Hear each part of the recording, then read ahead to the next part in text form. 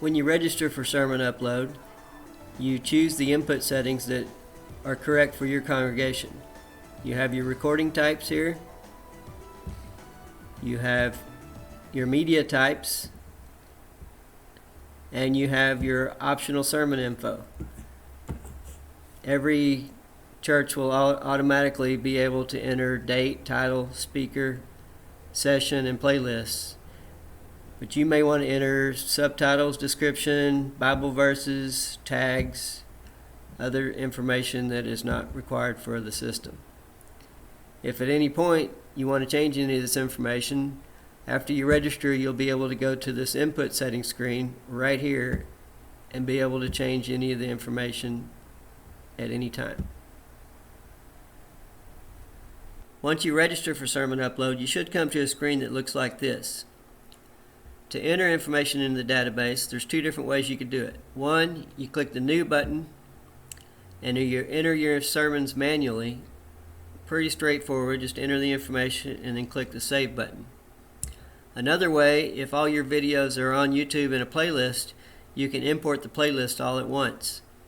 To do that, you would click on the church info, click Edit, and then put your YouTube channel here at the bottom where it says YouTube channel.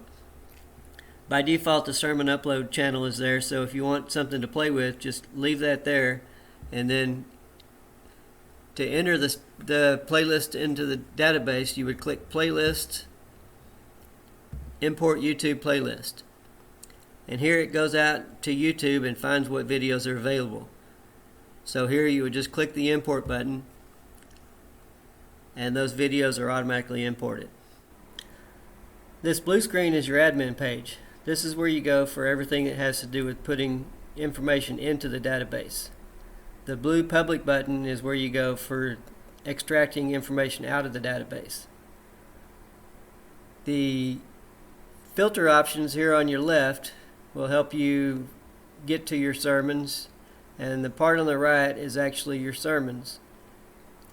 And the input settings here, if you go to sermon info, these items here should correspond with the columns below here. And on a desktop there's a room for about 7 columns, so if there's more information than that, it will go into this little triangle here and it will display the information there. You can get a little bit more information on the screen by clicking this filter options button, and that will shrink it down a little bit, and then you can get 8 or 9 different columns there, so you get to your information a little better. Your media types will correspond with the icons that are underneath this triangle right here, or if you expand the filter options, they will be right here. So if you wanted to say upload this supplementary file, you would click there and then just simply browse to your file and upload it, and then hit save, and there it is. Under input settings, the recording types here will match up with the items that are in the new sermon dialog. So here we have messages and revivals and singing, and if we were to click on the new here, we will have messages, revivals, and singing in that drop down there. Now about playlists. The best way to create a playlist is to create it first on YouTube and then click on the playlist button and then import YouTube playlist.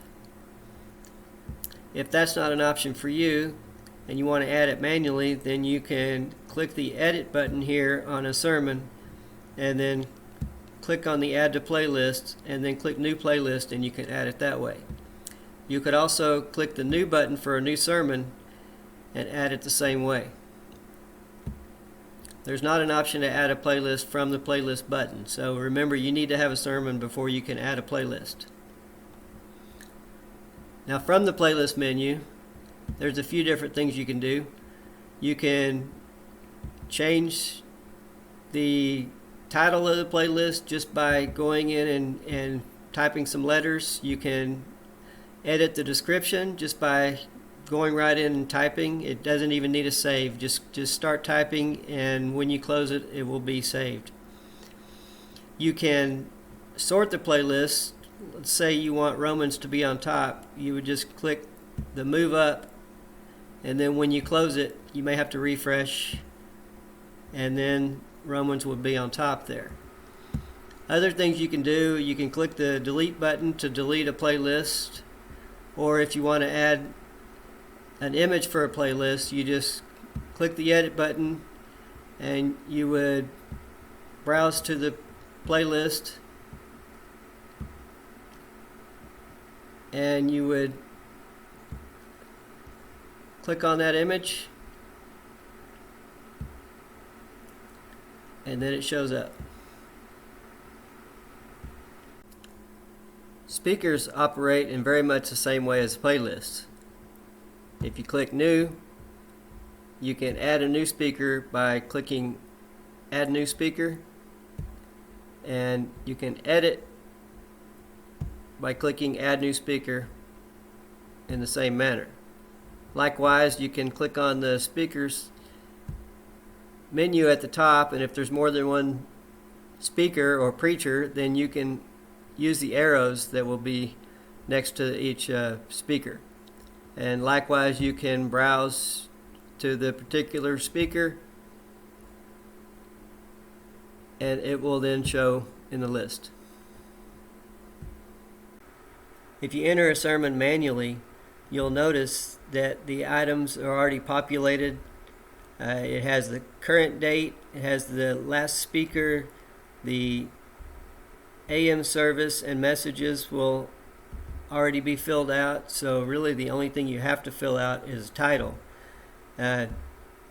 So you've got to make sure that you have that the other information is correct before you move on. Also, you have to save the record before you can upload or enter any media. So once you upload the information, you click the little triangle and say we want to do video. We would click upload video, and we would go to our video, whether we're on Facebook or Vimeo or YouTube. Here in this case, I'm going to go to YouTube. I'm just going to click my video, click the share, and then click the copy, and then go in here and paste it in and click save. And then when I open the triangle back up, it's there. So I could click on it to play video. I could play it. I could maximize it if I want to.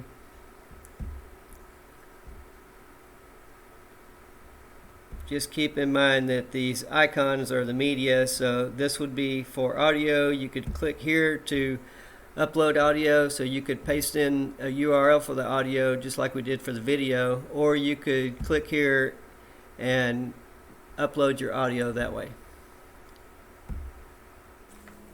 Now before we move on to the public settings, there's just a few more things about the admin page that I wanted to mention. One is this pagination here. In our particular setup, we have 13 sermons, and it's showing the first 5. I would actually put that as a high number, so the pagination is not even an issue. But if you like to paginate between pages, in this case we have 3 different pages, so you could click and go through each page that way. Something to keep in mind though, say we're on page 2 here and we click on this year that only has 2 sermons. Well, we're on page 2 and there's only 2, so it actually doesn't show anything here on page 1. So to fix that situation, you would click clear filter here, and then you could click those 2. So keep that in mind, that you don't want to be on a different page number than 1 if you want to use any of the filters. Another thing is the titles here. You can sort these items by, let me clear the filter here. You can sort these items, click them once and it sorts one way, and you click them again and it sorts the other way. I prefer to have a higher number here, so it puts the whole list so you can see it that way.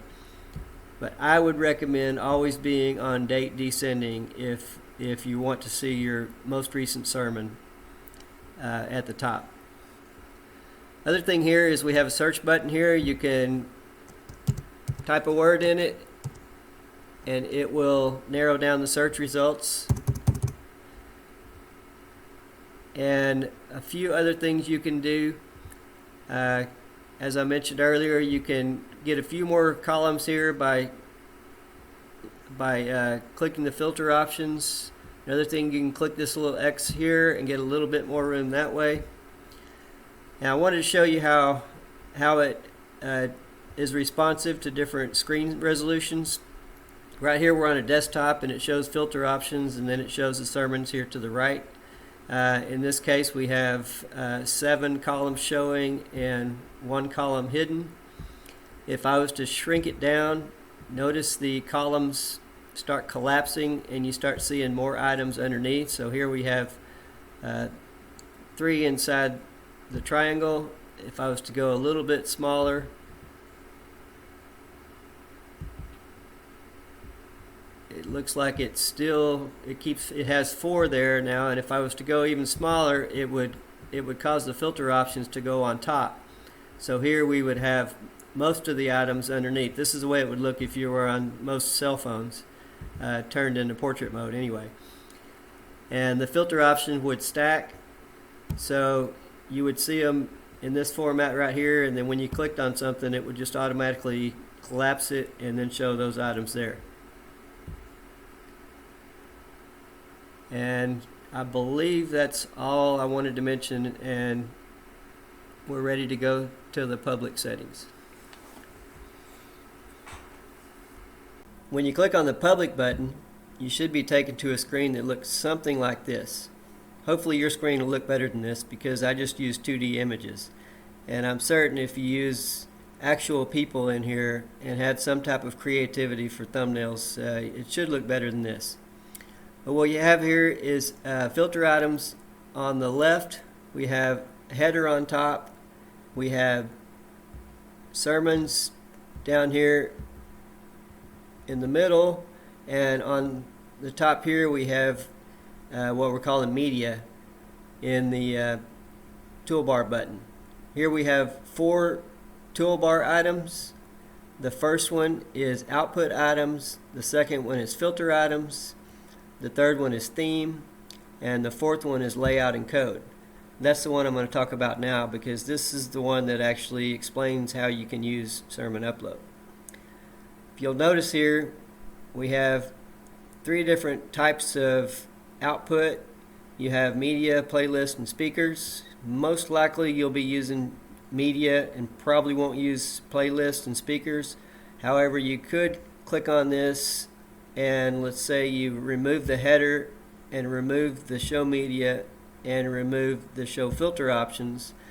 You could actually take this layout right here and include it into a page and just show your playlists. You could do the same with the speakers. If you have several speakers and you wanted to take them out and display them on their own page, you could do that also. Most likely you'd be using this as media, and you would probably want to show the filter options, and you might want to show header depending on whether it's a standalone or it's going to be inside of a header and footer. I expect that most people would want to use it something like this inside of your own header and footer, because you should have your own website probably, and I'm going to show you just how easy it is. First, you can change your icon size. You could go with the large icon, or you could go with the list view here if you want to show it that way. I prefer the small icons. And this embed code below here, basically all you have to do is click the copy code button and you'll take that and put it inside your website. Or if you just want to use it standalone, you click the view page here, and basically the code that it creates right here is all you really need to know. You could just point people right there and there you have your sermons. But I'm going to show how you would just basically, you would take your format the way you like it, chances are you would probably not want to show your header if you're going to use your own header. So you would click the copy code, and I'm going to go here in Dreamweaver, and I'm using PHP, but you could use HTML or whatever your server-side language is. And I'm using PHP here just because it's real simple. It only takes one line of code for the header and one line of code for the footer. And I'm going to paste this iframe in here, and then I'm going to save it. And then when I output it to the browser, it looks like this. So this would be your header right here, and this would be your footer down here below, and what's in between here would be what comes out of Sermon Upload and would display your sermons. So basically you would use the filter items here, and if you were to go into a cell phone size mode, it would look something like this, and your filter options would be on top of it. So if you wanted to show everything, you would clear the filter and your items show this away, and say you wanted to go back to 2 records, it would be like that. When you click on the blue public button, the very first item on the toolbar here is the output items. The output items here are based directly on the input items. So here we have on input settings, we have sermon info. We have 1, 2, 3, 4, 5, 6, 7 things checked here. So if you look here, they should match 1, 2, 3, 4, 5, 6, 7. So you can have things on input and not necessarily choose them on output. For instance, you can input your playlist and your subtitle, but you don't have to show them on output. So where this shows up is underneath the sermons in this case. Here in this case we have the title, the Bible verse, the date, the AM/PM, and the speaker. So if we were to say add subtitle, you would have to refresh here, and then you would notice that the subtitle also shows up right here, by grace through faith, blessings in Christ, and so forth. Should be pretty straightforward. The one thing to consider, just remember that it won't be on input settings or output items unless it's on the input items. So say you were to want to put tags on here. If you go to public and click here, not going to show yet, refresh, click on here, and tags is an option here. So just keep that in mind. You have to have it on input in order to have it as an output. But also you can input stuff in there, and then if you were to add tags and then later decide that you didn't want tags, if you remove this, they still stay in the database. It's just whether they're displayed on input here and on output here. Now the second toolbar on the public page is the filter items. This filter items menu here, it controls the filter options here on the public page as well as those on the admin page. So any change you make over here carries over to the other page. For instance, here it shows we have 5 recent items.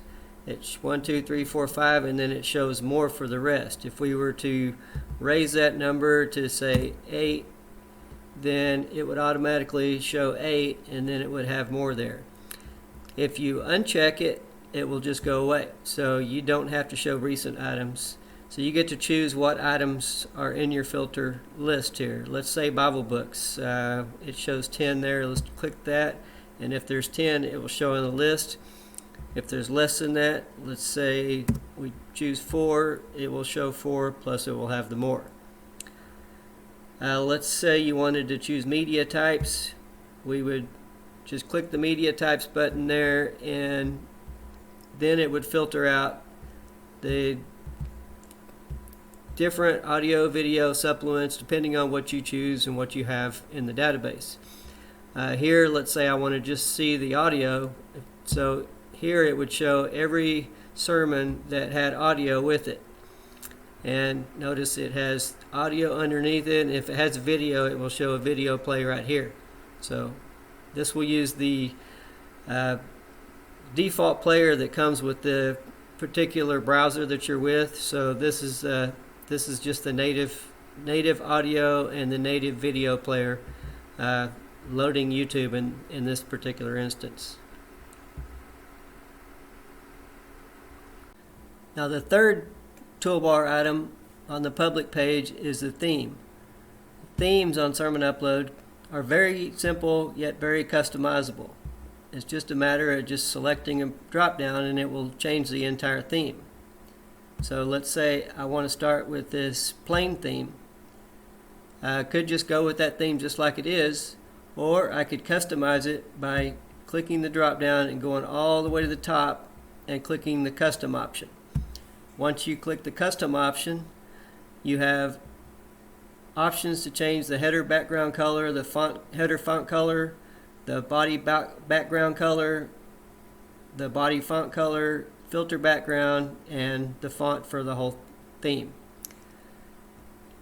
It's very easy just to simply choose a color. Like say this background color that's this part right here, you could just simply choose a different color. You could use your up arrows and scroll between different colors, and basically all the named colors are in the list, and most of them don't really seem to go with my theme. So what I can do is I can change that by simply scrolling to the top like we did on the theme and clicking custom. This will allow us to type in a custom color there. We could just do something like type white, and then as soon as we click out of it, the background color will change. Or we could add a custom color like this right here with just you just put a pound sign in front of the number and you have a custom color. Chrome has an add-in for color picker, and let's say I want to take this color right here. I would just click the color picker and choose that color and then copy it to my clipboard, close out of there, and then I would put the pound sign first and then paste in that color, and then I have my new background color. It's just as simple as that. You can do that for any of the colors, as well as you can change the font family just by clicking the drop down here. So that's pretty much all there is to the simple part of the theming. If you will look for the advanced tutorial, then I'll get into more advanced options, and we can change things like the title and the date and the speaker. If we wanted them to be, say, bold or italicized or have a different font size, then we actually have the option to create our own custom CSS and override it. And that's definitely an advanced topic for the advanced tutorial, but stay tuned for it, and I'll cover different things like the countdown to a live stream, advanced query strings where we can choose your recent sermons. You could have a list of, say, you choose the number and have a list of like maybe your latest 3 sermons that you just put on your home page. We could do something like that, or there's other things you can do, such as to have a tabular format, such as this right here. They're not on our typical format here for the layout options this way, but there is an option for tabular in one of the query string modifications. So anyway, hope you enjoyed this tutorial, and look for the next tutorial on advanced topics. Thank you.